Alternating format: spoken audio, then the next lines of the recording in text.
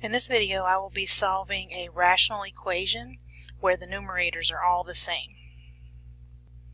We can solve this one like we do other rational equations by getting a common denominator, but since this particular equation has the same numerator, there's a special way that we can solve this, sort of a trick.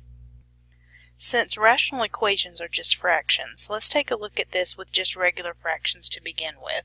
Let's say we had 1/3 plus 1/5. We can't add this together because we don't have a common denominator. So the trick to solving this is to sort of cross multiply. Take our 1 times 5. We're going to take our 1 times 5, and then we're going to add 1 times 3 and put that all over 3 times 5. So if we were to come over here and simplify this, 1 times 5 is just 5, plus 1 times 3, which is 3, all over 15.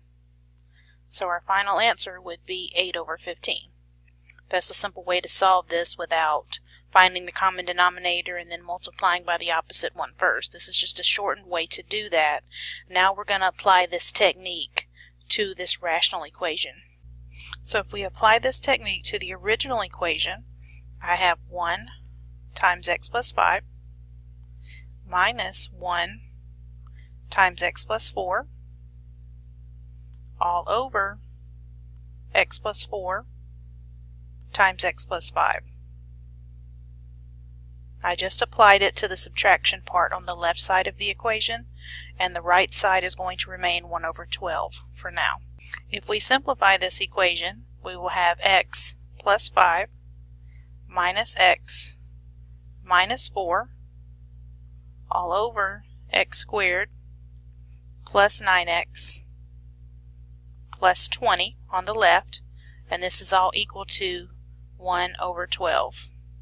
If we continue simplifying this, we have the x's canceled out, so x minus x cancels out, and 5 minus 4 is equal to 1. So our numerator is going to be 1, and our denominator is still x squared plus 9x plus 20 equal to 1 over 12.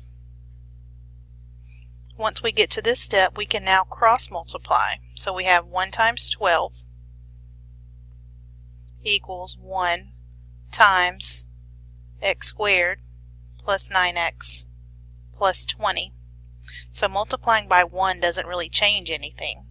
So we have 12 is equal to x squared plus 9x plus 20. Next we need to combine like terms. So I'm going to subtract 12 from both sides. This leaves 0 on the left equals x squared plus 9x plus 8. Now we need to solve for x.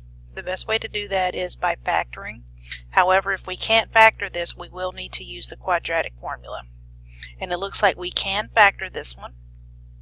And the factors are x plus 8 and x plus 1.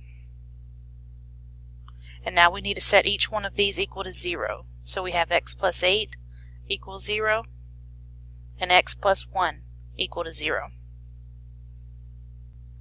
On the first equation, we will subtract 8 from both sides, and on the second equation, we will subtract 1 from both sides, so that we end up with x is equal to negative 8 and x is equal to negative 1. And that's our answers, negative 8, comma, negative 1.